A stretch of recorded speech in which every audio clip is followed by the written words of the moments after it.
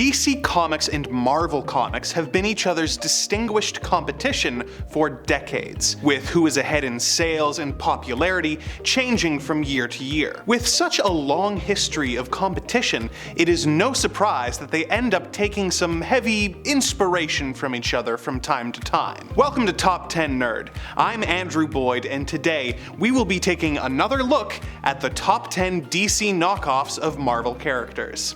Let's dive in. Number 10, Bronze Tiger and Black Panther. Okay, so these characters just barely qualify for this list, as most of the similarities between the two are purely superficial. The Black Panther is the ruler of the fictional African nation of Wakanda and uses his heightened abilities given to him by the heart-shaped herb to dress up as a panther to protect his people and the world. Bronze Tiger grew up stateside in Central City and killed a burglar when he was 10. He realized he really liked doing that and traveled the world, learning martial arts, balancing his chi, and eventually becoming a good guy. The main similarities are that they are both black men who dress up as jungle cats to fight their enemies, but I think knockoff would be too strong of a word. Maybe loosely inspired. Either way, Black Panther first appeared in 1966, and Bronze Tiger didn't show up until nearly a decade later in 1975. You could also make the case that Bronze Tiger is really more similar in character, at least, to Iron Fist, who first showed up in 1974 due to the character's martial arts backgrounds and passion for finding their chi. Number 9, Bugg and Spider-Man. Next up, we have our first Spider-Man inspired character of the list. Bugg is a little-known DC Comics villain who operates out of Gotham City, having his first major appearance in Batman Family number 3. Bugg is a villain who specializes in surveillance, using a special suit that allows him to stick to walls. The mask is very Spider-Man-esque, and the whole sticking to walls thing while operating with a bug theme makes Spidey's influence pretty obvious. Although this character is way less known than the Marvel original, and seems almost more like an off-brand dollar store action figure that your grandmother would buy you by mistake. Number 8, Deathstroke and Taskmaster. This one was actually suggested by one of our commenters on part 1, and I kinda see it. Both Deathstroke and Taskmaster were highly gifted and efficient soldiers, with Taskmaster working for S.H.I.E.L.D. and Deathstroke working for the US Army. They both excelled in their fieldwork and married women that they were paired up with for work. Both of them also tried to heighten their already impressive abilities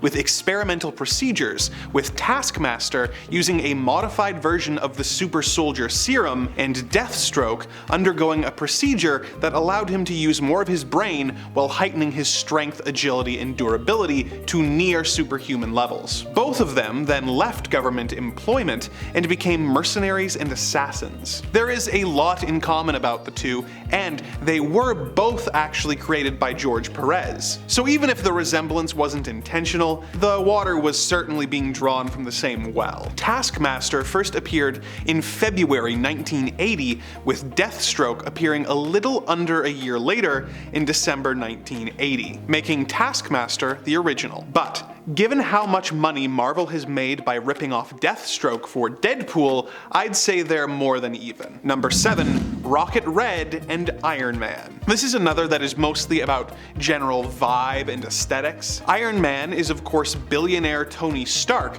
who has created his own robot suit of armor to protect Earth. He first appeared in 1962, and due to his many years in the comics and the new levels of fame his appearances in the MCU brought him, he has since become one of the most recognized and beloved superheroes in fiction. On the other hand, DC tried their hand at the red robot armor hero in 1987 with Rocket Red, a Russian named Dmitry Pushkin, who uses a suit with very similar capabilities as the Iron Man suit to fight alongside the Justice League International. Obviously, the communist and the billionaire tech giant aren't very similar personality-wise, and Red Rocket didn't build his own suit, but I'm listing them more for the similar gimmick than for the characters themselves. Number 6, Lobo and Wolverine. Lobo is a really interesting character, as he was originally created as a joke. He was meant to be a parody of the gritty anti-heroes who were becoming so popular in the 90s by being a ridiculously buff space bounty hunter who would say goofy tough guy stuff,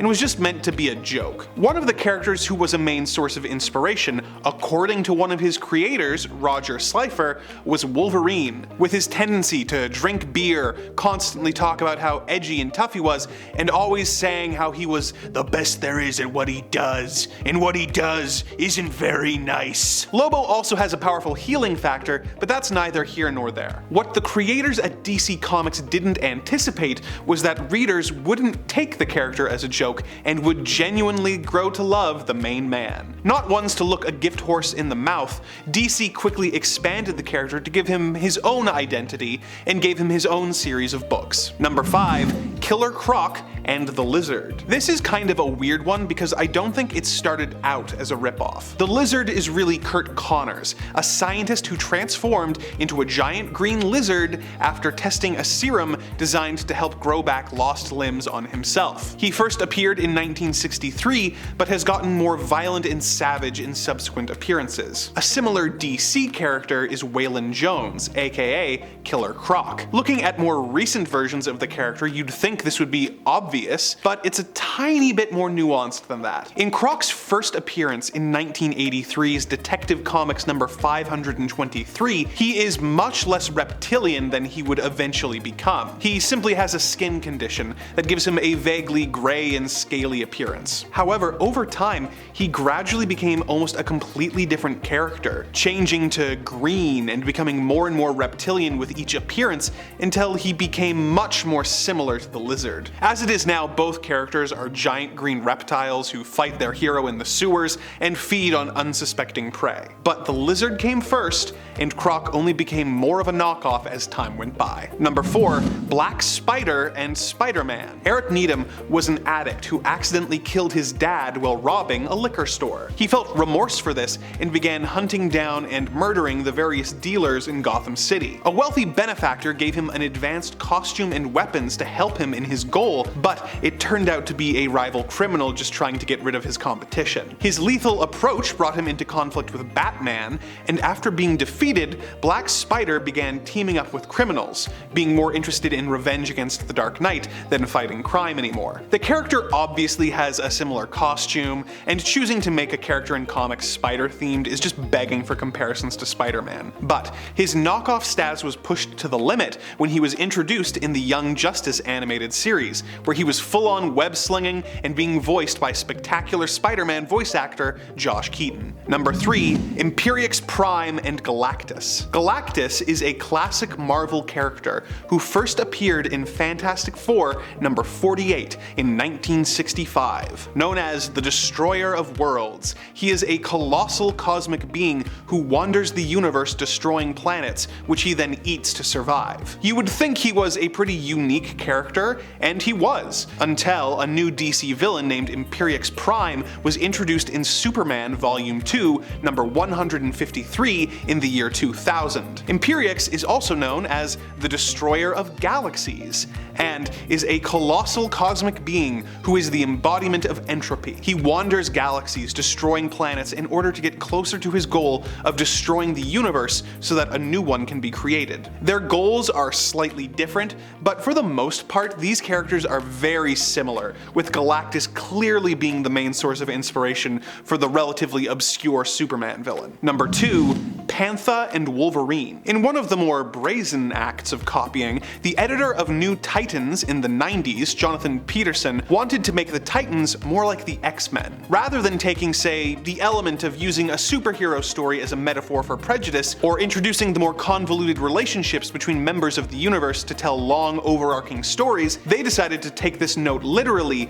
and make some characters that were more like popular characters from the Marvel team, one of which was Rosabelle Mendez. Mendez, otherwise known as Pantha, or X-24, was a woman with cat-like abilities in claws who had a mysterious past she knew next to nothing about. She was subjected to experiments that granted her her abilities, and she had to control her animal-like rage, lest she lose control and scratch up everyone around her. Beyond that, the blue and yellow bodysuit with a yellow animal-like mask makes Panther a pretty clear Wolverine knockoff. Of course, with the designation X-24, you might be forgiven for assuming that she was a ripoff of Marvel's Laura Kinney, otherwise known as X-23. But Panther does actually predate her by over a decade, with Panther first appearing in early 1991 and X-23 first appearing in late 2003. Number 1. Batman Beyond and Spider-Man. When the Batman animated series came to an end, its creators followed it up with another banger called The New Batman Adventures, which continued on the adventures of the great Kevin Conroy's Batman while introducing the other members of the Bat family. It was extremely well received, but the network made the surprising choice to cancel it after one season. Their reasoning was that shows featuring teenagers, such as Buffy the Vampire Slayer, were doing really well, and they wanted a new Batman show featuring a teenage Batman to try and capture some of that audience. Not wanting to mess with their established continuity, the producers pitched the idea of a series taking place in the future, with Bruce Wayne passing down the mantle. They got the green light, but none of the writers really wanted to do the show until they realized that it would allow them to, quote, do all that Spider-Man stuff, with the tortured hero trying to balance their life as a superhero with their personal and school life. This idea got them excited, and the resulting show featuring Terry McGinnis becoming the new Dark Knight was a worthy and iconic addition to the Batman mythos, receiving 3 full seasons as well as a feature film, Return of the Joker. Due to the talents of all those involved,